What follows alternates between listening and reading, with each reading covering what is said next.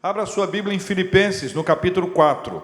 Nós vamos ler juntos, irmãos e irmãs, dois versículos, especialmente dois desse texto. É o 6 e o 7.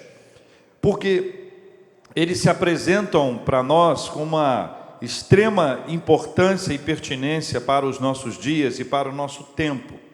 Não andar ansioso está difícil. Convenhamos que não é uma das contas mais fáceis a serem feitas hoje. Nós caminhamos, nós lutamos, nós batalhamos, mas o planeta entrou numa rota de profunda agitação com a questão do Covid-19, por isso existem tantas pessoas ansiosas. E a gente fica ansioso quando ouve as notícias, e chegam notícias o tempo inteiro pelo nosso WhatsApp, e algumas delas são fake news, não são notícias corretas, mas elas de uma forma ou de outra, elas acabam trazendo sobre nós essa ansiedade. Nós precisamos compreender que, a despeito de toda a luta e batalha que nós estamos enfrentando, que já enfrentamos ou queremos enfrentar, há uma necessidade premente de nós estarmos diante de Deus em oração, e esse texto nos ajuda a entender isso. Veja o que diz Filipenses 4, versículos 6 e 7. Se você está em casa e pode ler comigo, quero pedir que você abra a sua Bíblia e leia junto. Família reunida, leia em voz alta. Vamos estar trazendo essa palavra para todo mundo ouvir dentro de casa. Não andeis ansiosos de quê? O que está na sua Bíblia aí? Na minha está escrito aqui, ó. Não andeis ansiosos de coisa alguma. Será que aquilo que está nos deixando ansioso hoje entra nessa lista de coisa alguma? Você acha que coisa alguma a gente pode inserir Covid-19? Diz a Bíblia: não andeis ansiosos de coisa alguma, em tudo, porém, sejam conhecidas diante de Deus as vossas petições. Através de quê? Pela oração e pela súplica com ações de graças. A consequência disso, veja a conjunção aditiva que aí está. E a paz de Deus, que excede todo entendimento, guardará o vosso coração e a vossa mente em Cristo Jesus. Quero primar pela objetividade, começando a dizer para você o seguinte: o caminho da paz de Deus está nas conversas que podemos ter com Ele, através, como diz a Bíblia, das nossas petições, orações, súplicas com ações de graças. O caminho da paz começa nessa nossa conversa com o Senhor. Quando nós conversamos com Ele, que eu chamo de conversa, é contar para Deus como foi o seu dia, contar para Deus como está o seu dia, contar para Deus como está o seu coração, conversar com Ele sobre as questões que te afligem, compartilhar com Ele sobre a sua realidade, falar com Ele sobre as dores, sobre os dissabores, sobre as suas tristezas, sobre os seus medos, conversar com Ele sobre as questões que são importantes para você. E esta conversa com Deus, que é a nossa oração, ela nos aproxima de Deus. O que gera paz na nossa vida, ou seja, o caminho da paz, é essa proximidade com o Senhor, esse convívio com Ele, esse compartilhar, esse derramar na presença dEle, quando nós nos apresentamos diante do Senhor e recebemos da parte dEle uma paz que não tem explicação. Então, fale com Deus, converse com Ele, aproveite esse tempo para compartilhar com o Senhor e apresentar diante dEle questões da sua própria vida. Por isso que quando a Bíblia nos chama a este momento, ela nos convida a compartilhar com o Senhor e apresentar diante dEle a nossa voz, e junto com a nossa voz aquilo que nos aflige. E quando você vai pegando os textos bíblicos e vai lembrando de histórias da Bíblia, eu vou escolher apenas uma para compartilhar com você, pensando em Jesus Cristo, num dos momentos mais fortes da sua vida, momento de maior aflição, onde o seu suor era de gotas de sangue. O que é que Jesus Cristo fez?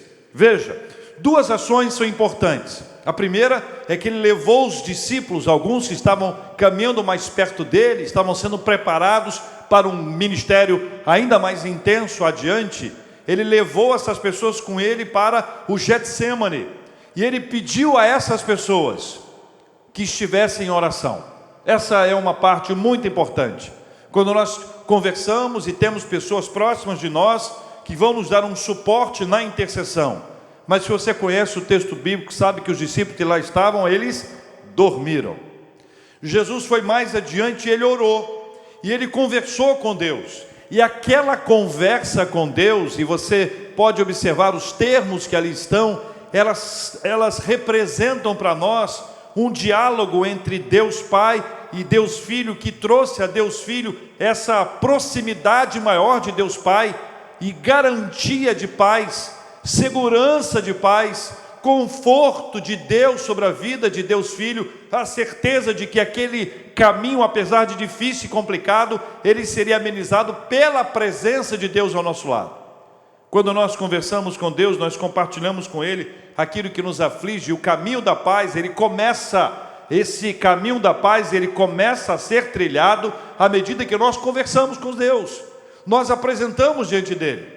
Uma segunda coisa importante que esse texto nos traz, é que existe aí uma sequência que nós temos vivido aqui na nossa igreja. Petições, orações e súplicas são seguidas de ações de graças. E aqui é um elemento muito importante para nós. Quando que alguém pode agradecer antes de receber? Como é que é o processo que me leva a reconhecer a bênção de Deus, a observar que Deus vai abrir as portas, ou ainda que eu não vejo uma ação específica diante dos meus olhos, mas pela fé eu creio e agradeço ao Senhor? Esse movimento que aqui está, que o versículo 6 nos ensina, veja comigo outra vez: não andeis ansiosos de coisa alguma. Agora, em tudo porém sejam conhecidas diante de Deus as vossas petições, pela oração e pela súplica com ações de graça. Agradecer antes de receber é um exercício espiritual que requer alguns elementos fundamentais. Pelo menos 3 eu vou elaborar. O primeiro deles é conhecer a Deus. Só consegue agradecer a Deus antes de receber de Deus quem conhece a Deus. O conhecimento de Deus abre a nossa mente. O conhecimento de Deus nos traz segurança. O conhecimento de Deus traz sobre a nossa vida uma convicção plena. Eu conheço meu Deus. Como disse o apóstolo Paulo, eu sei em quem tenho crido, eu estou bem certo que Ele é poderoso para guardar o meu tesouro, o meu depósito até o dia final. Esse conhecimento pessoal de Deus é que nos faz andar. Esse conhecimento pessoal de Deus é o que nos faz caminhar pela fé, a declarar a nossa dependência no Senhor, a expor diante dEle algumas questões e receber dEle a graça de poder dizer ao Senhor, antes de receber, muito obrigado. O primeiro elemento é conhecer a Deus. O segundo elemento é reconhecer que a vontade de Deus ela é boa, ela é agradável e ela é perfeita. Esse reconhecimento vem do conhecimento. Então, primeiro, nós conhecemos a Deus. Porque nós conhecemos a Deus, nós reconhecemos que a sua vontade é boa, é agradável e é perfeita. Eu sei que o que Deus faz é bom. Eu sei que tudo que Deus faz é bom. Eu sei reconhecer que a vontade do Senhor pode parecer aos meus olhos, num determinado tempo, que ela não é boa e ela não é agradável. Mas eu nunca poderei dizer que ela é imperfeita. Do meu ponto de vista, eu posso eleger circunstâncias boas, circunstâncias agradáveis, mas eu não tenho competência espiritual para eleger uma situação, uma circunstância perfeita. Só Deus pode. É por isso que aquele que conhece a Deus sabe que Deus não perde o controle de nada, que tudo está nas mãos do Senhor e que a sua vontade é boa, é agradável e é perfeita. Então, primeiro eu conheço a Deus. Segundo, eu reconheço que a vontade de Deus é boa, agradável e é perfeita. A terceira etapa desse terceiro elemento que nos ajuda a agradecer a Deus antes de receber é distinguir a diferença entre o nosso tempo e o tempo de Deus. Há um tempo oportuno para todas as coisas. O autor de Eclesiastes nos ajuda a compreender isso no capítulo 3. Ao descrever tempo disso, daquilo, para nos trazer uma ideia de um relógio. Imagine bem, um relógio em que este relógio tem o comando desses traços que vão sendo elaborados ao longo da nossa vida, mas Deus é que determina a caminhada do relógio. Deus é que tem essa hora em suas mãos. Quando Deus determina que alguma coisa aconteça, ela acontece. No nosso tempo, nós queremos para agora, para ontem, para anteontem. A nossa ansiedade nos leva até a brigar com Deus, a ficar chateado com o Senhor. Mas quando nós conhecemos a Deus, quando nós reconhecemos que a sua vontade é boa, agradável e é perfeita, nós aprendemos a distinguir, a fazer a diferença entre o nosso tempo e o tempo de Deus.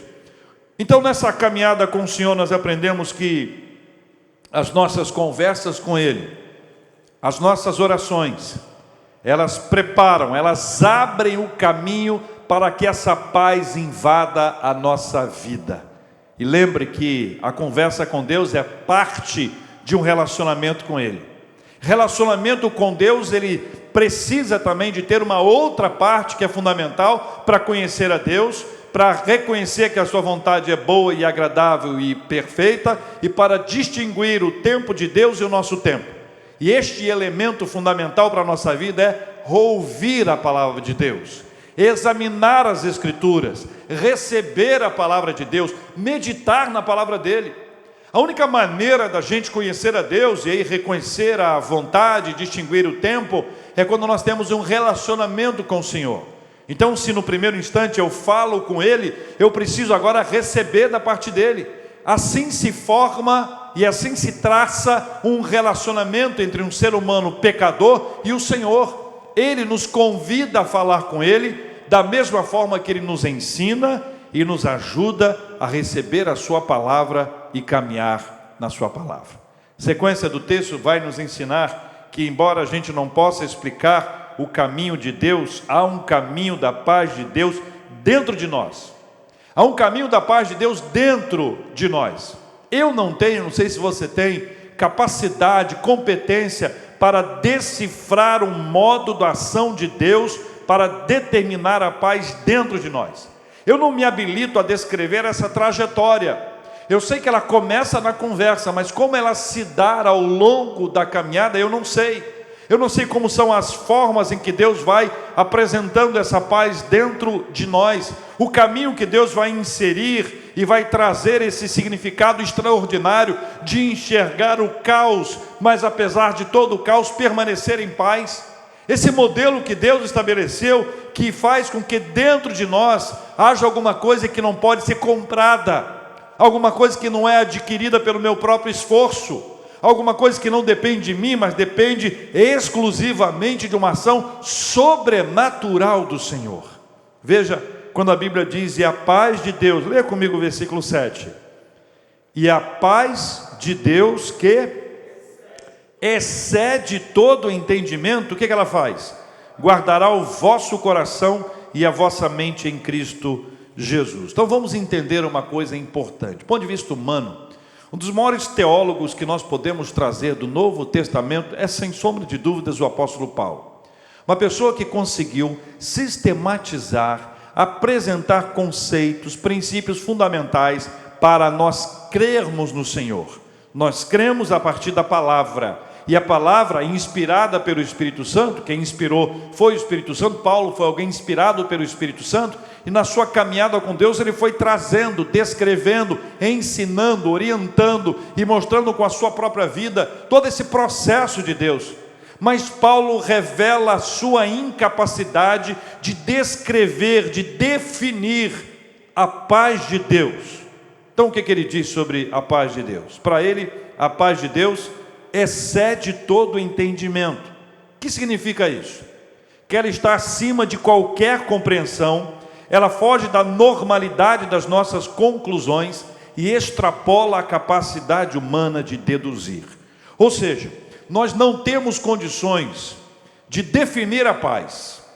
Nós podemos definir como nós sentimos a paz, mas como a paz se dá, ou definir, trazer sobre a paz numa palavra ou numa frase, paz, essa paz de Deus, ela não tem explicação, ela vai além de qualquer entendimento. Ou seja, nós podemos passar por um momento de tormenta, por um momento de deserto espiritual, ou passar por uma aflição profunda na nossa vida pessoal, ou na coletividade, ou pensando nos piores momentos da nossa vida, mas ainda assim sentir uma paz que não tem explicação. Esse é um segredo que Deus quer contar para a gente hoje.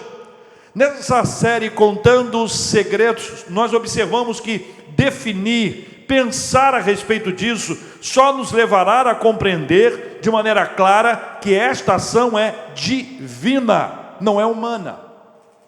Esta ação é divina, não é humana. Veja, Jesus falou sobre paz, ele disse assim: minha paz vos dou, minha paz. Então Jesus tem paz, a paz de Jesus. E aí ele continua dizendo: olha, não vou lá dou como o mundo a dá, não dou para vocês a minha paz como o mundo dá a paz. Podemos compreender que o mundo pode gerar para nós uma paz, ainda que seja momentânea.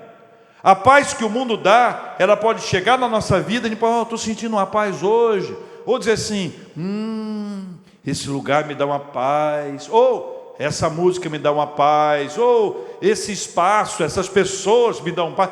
Tudo isso aí são demonstrações dessa paz que depende do lugar, da música, das pessoas. Mas a paz de Jesus Cristo, quando ela é inserida dentro de nós, ou nas palavras do apóstolo Paulo, essa paz de Deus, quando ela é transmitida a nós, ela enche o nosso coração. E nós vamos perceber que esta ação do Senhor é uma ação que age dentro de nós. Ela vem do alto para dentro, e a partir de dentro nós conseguimos enxergar as coisas por um outro prisma. O que acontece? Não é que a situação muda, é apesar da situação, é a despeito dela, é ainda que, nas palavras do profeta Abacuque, ainda que as coisas estejam complexas e difíceis, ainda que há uma alegria, há uma paz no Senhor. E viver essa paz é uma experiência maravilhosa. Em momentos confusos, sofridos, tensos, quando nós somos abatidos, quando a ansiedade nos assalta, quando nós perdemos o rumo, quando nós não sabemos o que fazer, como é maravilhoso perceber que Deus quer nos dar essa paz. Só Ele pode nos dar essa paz. Só Ele pode encher a nossa vida de uma paz que não tem explicação. Só Ele pode nos fazer experimentar e trilhar o caminho de uma paz extraordinária. É o Senhor que faz em nós. E eu atribuo isso, meus irmãos, eu considero essa paz um milagre. Porque não há razão lógica para que essa paz venha. Essa paz não depende de mim, ou seja, não depende de um esforço pessoal. Eu posso caminhar e buscar ao Senhor e Ele vai me dar a paz. Todavia essa paz depende do Senhor e Ele resolve depositar na minha vida, sobre o meu coração, uma paz. E essa paz me arrasta para longe da ansiedade. Essa paz vai habitar na minha vida, como diz o final do versículo 7, como um cadeado, como um cofre. Ela é uma chave que fecha, ela guarda o meu coração e a minha mente. Ou seja, eu não vou mergulhar na ansiedade com o meu coração ou com a minha mente, porque é isso que a ansiedade faz. A ansiedade faz a nossa saúde ficar em risco. A ansiedade faz que a gente trema. A ansiedade faz com que os nossos batimentos acelerem. A ansiedade pode tirar a fome, mas tem gente que fica com mais fome. A ansiedade é um lugar terrível no qual nós não podemos permanecer. Deus quer nos arrancar desse lugar da ansiedade, e sabendo dessa realidade humana, Ele fala sobre a ansiedade em vários lugares da Bíblia, e neste lugar Ele diz que essa paz de Deus, ela guarda o meu coração, a minha mente em quem? Em Cristo Jesus. Quem é que guarda? Quem é que guarda? É Cristo Jesus quem guarda. Então, de maneira simples, eu quero ilustrar isso. Eu recebo uma informação que vem pela minha mente e alcança o meu coração. Essa informação pode me tirar do eixo, pode fazer com que eu diga aquelas expressões mais ou menos assim: o chão abriu, ou caiu o mundo sobre a minha cabeça. Esse é o primeiro impacto. Não há como resistir ao primeiro impacto. O primeiro impacto é pesado demais, é aquele susto que nos dá. Mas acontece uma coisa extraordinária. Nós conversamos com Deus, nós compartilhamos com o Senhor.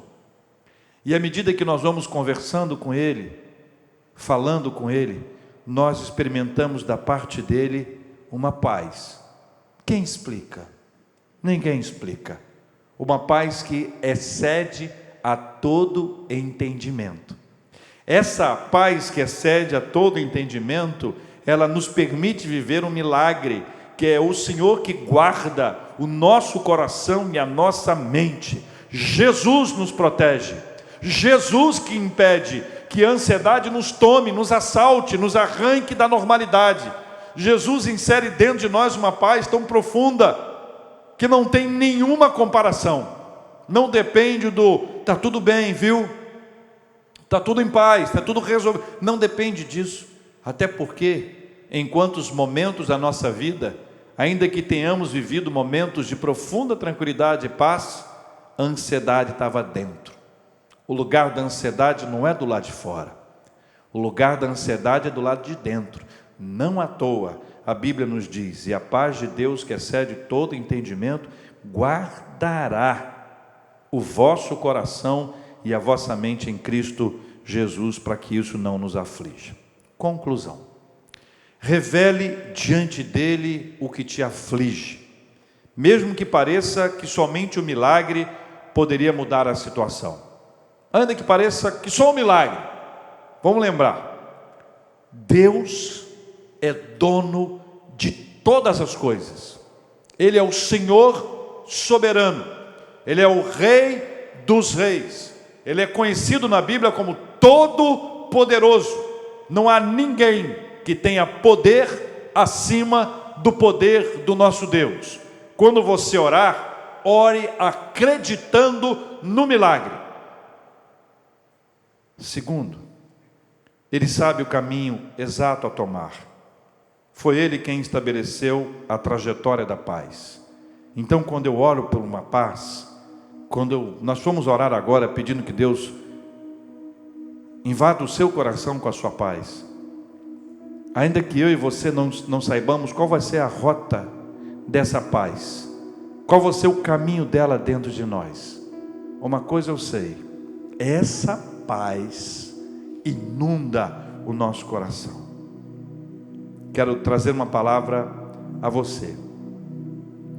Um tempo de inquietação precisa de uma igreja em paz e pronta para espalhar a paz para a cidade.